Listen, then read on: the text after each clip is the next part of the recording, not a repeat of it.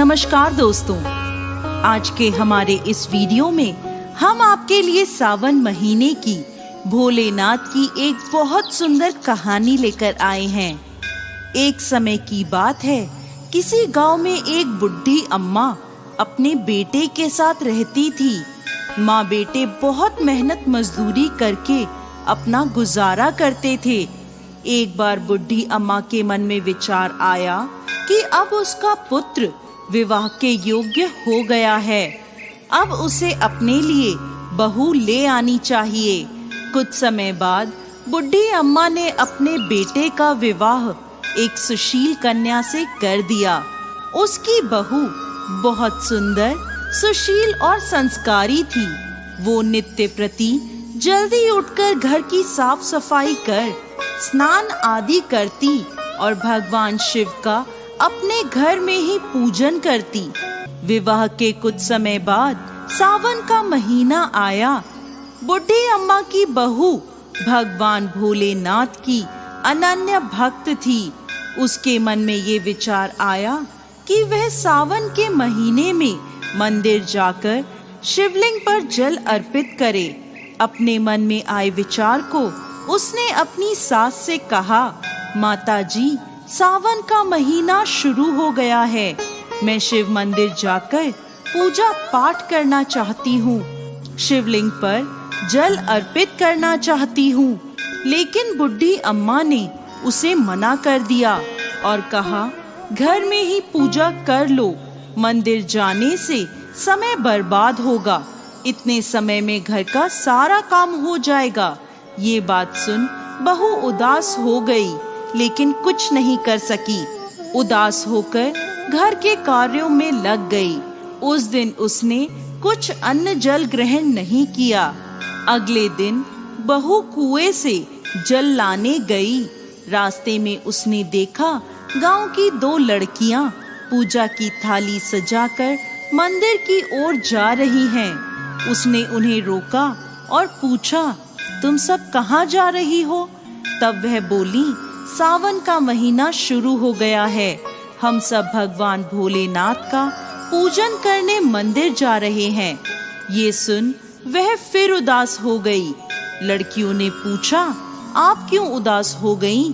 तो वह बोली, भगवान शिव मेरे आराध्य हैं, लेकिन मेरी सास ने मुझे मंदिर जाकर पूजा करने से मना कर दिया।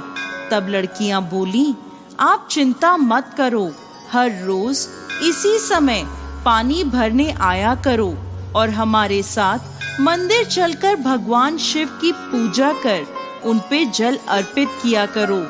तब वह बोली, लेकिन मेरे पास पूजा की कोई सामग्री नहीं है, घर से लाऊंगी तो सास को पता चल जाएगा। तब लड़कियां बोली, कोई बात नहीं, आप हमारी पूजा की सामग्री से पूजन कर लेना। ये सुनकर वो बहुत खुश हुई और रोज उनके साथ मंदिर जाने लगी, जहां वो शिवलिंग पर जल चढ़ाती और भक्ति भाव से भोलेनाथ की पूजा करती और उनसे कहती, मैंने अपनी सास से ये बात छुपाई है, इसके लिए मुझे क्षमा कर दीजिएगा। ऐसे ही पूरा सावन का महीना बीत गया।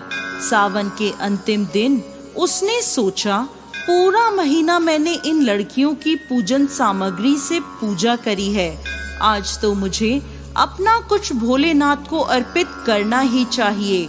ऐसा सोचकर उसने अपनी नाक से सोने की नथ उतारी और उसे धोकर शिवलिंग पर अर्पित कर दिया और पूजा कर घर आ गई।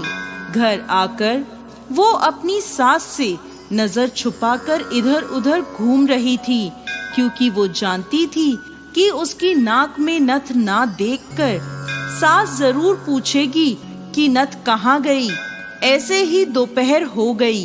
तभी अचानक सास की नजर उसकी नाक पर गई और नाक में नथ ना देखकर सास ने पूछा, बहू, तुम्हारी नथ कहाँ है? तो वह बोली, माँ जी, मुझे नहीं पता, शायद कहीं गिर गई होगी। सास बोली, अच्छा, तो ये बताओ कि तुम आज कहाँ कहाँ गई थी, वहीं जाकर ढूंढ लेंगे। बहू बोली, मैं सुबह पानी भरने गई थी, तब तक तो मेरी नाक में नथ थी। इसके बाद मैं उपले थापने गई थी। सास बोली, चलो वहीं चलकर देखते हैं।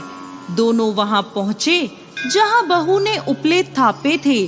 सास ने बहू से कहा, चलो अब ये उपले तोड़कर देखते हैं। दोनों सास और बहू उपले तोड़ने में लग गईं। जैसे ही दोनों ने उपले तोड़े, दोनों के उपलों में एक एक नथ निकली। सास बोली, नथ तो एक ही थी, ये दो कैसे हो गई? इसके बाद सास ने एक एक कर सारे उपले तोड़ने शुरू कर दिए। अब सास उपले तोड़ती जाए और उन सब में से नथ निकलती जाए। सास ने बहू की ओर देखा और पूछा, ये क्या मांजरा है? तब बहू ने सास से क्षमा मांगते हुए सारी बात उसे बता दी और कहा, ये भगवान भोलेनाथ का आशीर्वाद है। आज मैंने सावन की समाप्ति पर उन्हें अपनी नथ अर्पित की थी और उन्होंने मुझे इतनी सारी नथ वापस कर दी। सास बहू की बात सुनकर बहुत खुश हुई और कहा, सावन माह में स्नान, जप, तप और दान का इतना महत्व है तो अगले साल हम दोनों मिलकर शिवलिंग पर जल चढ़ाएंगे और पूजा पाठ करेंगे।